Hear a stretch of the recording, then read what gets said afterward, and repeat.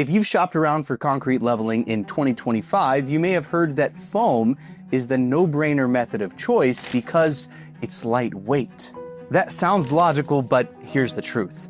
After decades of leveling concrete with materials like foam and stone slurry grout, we've found that material weight has almost nothing to do with how long your repair lasts, or if it lasts at all. In fact, choosing a method based on weight alone could cost you 30 to 50% more than you could be spending.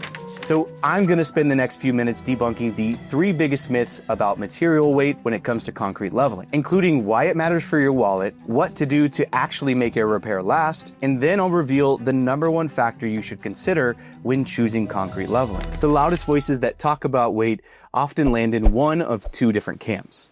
The lighter option, typically a 2-part polyurethane foam, and the heavier options, stone slurry grout or mudjacking. For context, foam is often the most expensive of these 3 methods. I actually talk about the factors that determine cost in another video. For now, let's start with the myth that we hear the most. Myth number 1, heavy material weighs soil down. Listen, your concrete slab is already extremely heavy. A 4x4 sidewalk slab weighs about 700 pounds, and a 10x10 driveway panel, that could be over 2 tons. So adding 100 or so pounds of repair material, whether it's foam or stone slurry grout, doesn't move the needle quite like you think. It's really no different than the neighborhood kids stopping by to leave some chalk art and camping out for a few years.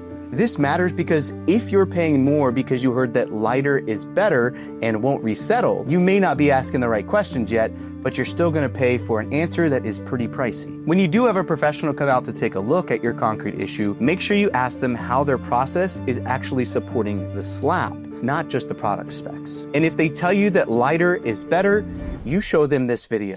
Myth number 2, light material stops all settling. Soil is gonna settle no matter what.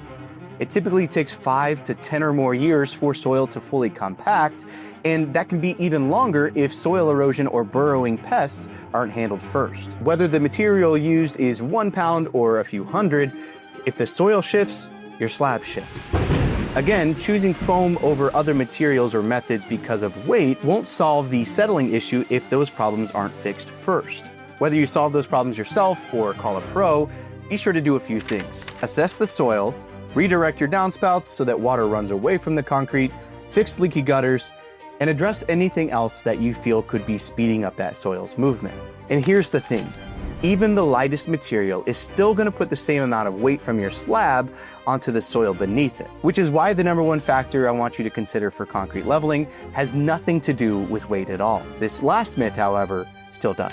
Material weight affects how the slab sits. No matter what product is used, the slab's weight is transferred directly to the soil below. So foam doesn't just magically relieve the soil of all of that weight, it just distributes it differently based on the space that it takes up. Stone slurry grout fills voids completely by design, but foam can sometimes form pillars or columns that leave gaps. If voids are left open, water can still easily get in and wash your soil away, potentially setting yourself up for another repair down the line, or worse, full tear out and replacement. Ideally, you want complete void fill from the material that's used and sealed concrete or cracks on the surface for maximum protection. If it's not clear by now, here's what matters most. If the ground beneath your concrete is vulnerable to resettlement to begin with, it's safe to take material weight out of the equation completely. And you should, because the #1 factor to consider with concrete leveling is something I've already mentioned.